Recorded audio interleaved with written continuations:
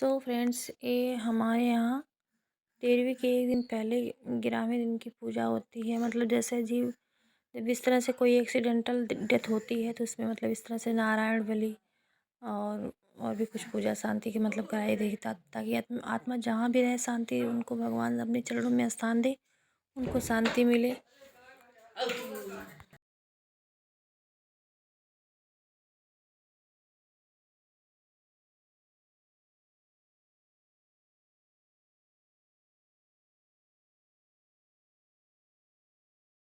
Friends, welcome back to my channel Gunjan Mishra. So friends, आप सब कैसे हैं? आई होप आप बहुत अच्छे होंगे। सो फ्रेंड्स, हमारे यहाँ काम धाम तो सब हो गया। 13वीं सब निपट चुकी है। कल थी 13वीं और आज सोमवार है।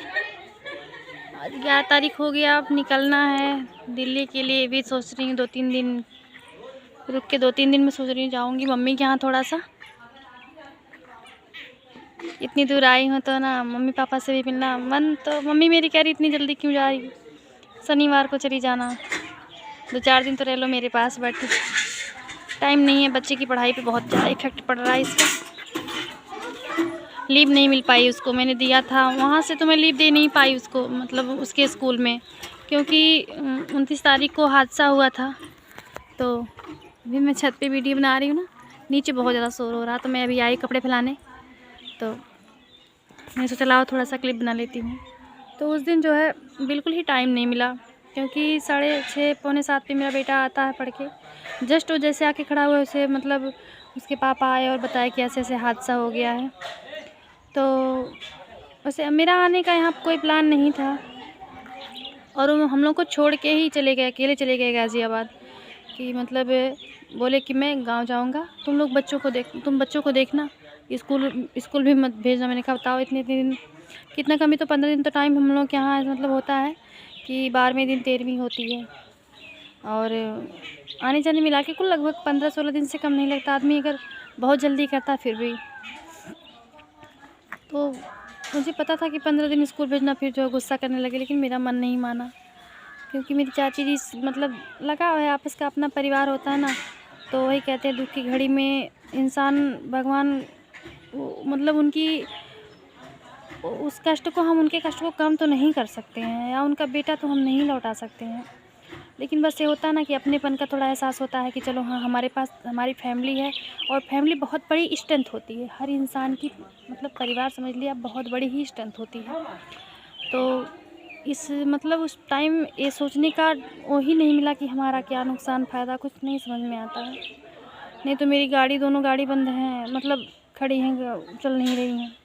बच्चे का स्कूल भी, हर चीज़ के लिए मतलब प्रॉब्लम है। लेकिन अपने परिवार को, कहते हैं ना परिवार के उसमें इंसान ये सब चीज़ें नहीं देखता, नफ़ा नुकसान वहाँ पे नहीं देखना पड़ता। मैं लीव भी नहीं दे पाई थी। यहाँ आने के बाद नीचे इतना कम नेटवर्क हमारे यहाँ रहता है कि ना नेट पकड़ेगा ना, मतलब ऐसे भी फ़ोन आता है तो हम लोगों को ऊपर ही आना पड़ता है।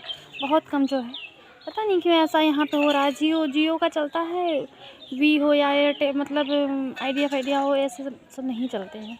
बहुत कम पहले चलता था, जब मैं यहाँ रहती तो अच्छा खासा नेटवर्क पकड़ता था। लेकिन जब से मैं यहाँ आ गई तब से दिक्कत होने लगी है, मतलब कुछ दिनों से ही दिक्कत होने लगी है। तो लीव नहीं दे पाई थी। फिर लीव के चक्कर में मैंने किसी से भिजवाया तो उन्होंने एक्सेप्ट भी नहीं किया कि 10 दिन की हम लीव नहीं दे पाएंगे। अब देखती हूँ, जाना पड़ेगा हमें, फिर से स्कूल में ही जाके मिलना पड़ेगा। इसलिए मैं अब निकलना बहुत ज़्यादा इम्पोर्टेंट हो गया, क्योंकि बच्चों की यूटी आ रही है। अब सारी पढ़ाई कॉपी वॉपी लेके आ, लेकिन बच्चों का मन नहीं लगता ना। जहाँ 4 लोग मिलते हैं वहाँ खेल कूद यही सब करते हैं बच्चे।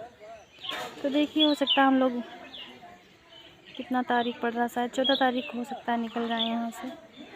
उनकी गाड़ी से ही जाएंगे सब। गाड़ी में तो प्रॉब्लम इतनी ज़्यादा, मुझे तो 4 व्हीलर में बहुत दिक्कत होती है।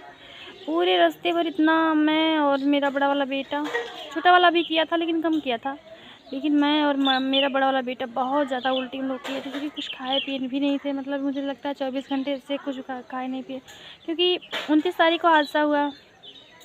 रात भर वहाँ पे बीता, फिर वहाँ पे दाह संस्कार सुबह के टाइम, मतलब मैं पहुँची, मैं अपने बच्चों को लेके अकेले गई थी। उनके पापा ओला बुक कर दिए, फिर मैं अपने मतलब दिल्ली से बच्चों को लेके अकेले गई वहाँ। फिर उसके बाद जो है दाह संस्कार हुआ। फिर करते करते वहाँ से निकलते रात हो गई थी। फिर घर पहुँचते पहुँचते यहाँ आने के बाद भी हमारे यहाँ मतलब कुछ ऐसा प्रोग्राम होता है जो कि मतलब जब तक वो क्लियर नहीं होता फिर दूसरे दिन बाहर मतलब खाना उस तरह से बनता है। बहुत मतलब अशुभ की चीज़ें जो होती है उस तरह से होती हैं। तो इतना सब मतलब उल्टी उल्टी किए थे, तो हिम्मत तो नहीं पड़ रही है गाड़ी से जाने की, फोर व्हीलर से।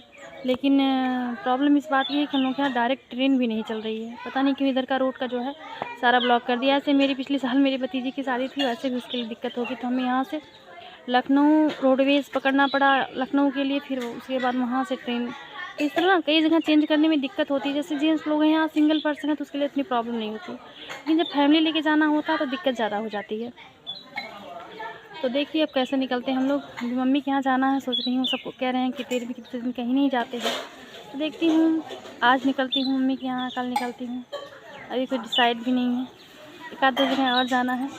हमारे घर का लुक देखिए, मैं दिखाती हूँ आप लोगों को। देखिए कपड़े इतने ढेर सारे, इतने कपड़े बिस्तर उस्तर सब डाल दिए। मैंने कहा डाल देती हूँ क्योंकि टाइम तो मिलेगा नहीं। मम्मी के यहाँ चले जाऊँगी, फिर वहाँ से आने के बाद तुरंत निकलना हो जाएगा। तो नीचे का दिखाती हूँ, और इधर ही दूसरे का घर है, मतलब बगल के चाचा हैं उनका घर है। पेड़ वेड़ खूब पेड़ हमारे यहाँ, इधर बांस है और आम का बाग भी है उधर। ये जो बाग दिख रहा है ये वाला हमारा ही है, आम का बाग। इधर भी हमारे सब सारे पेड़ हमारे हैं।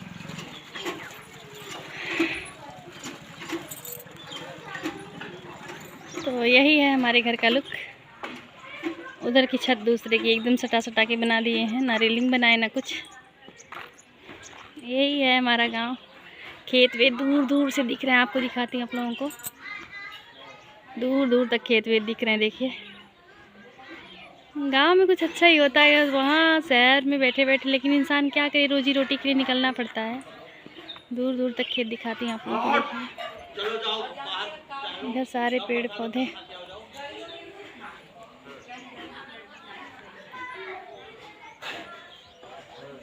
ये जीना है, यहाँ से चढ़ा जाता है।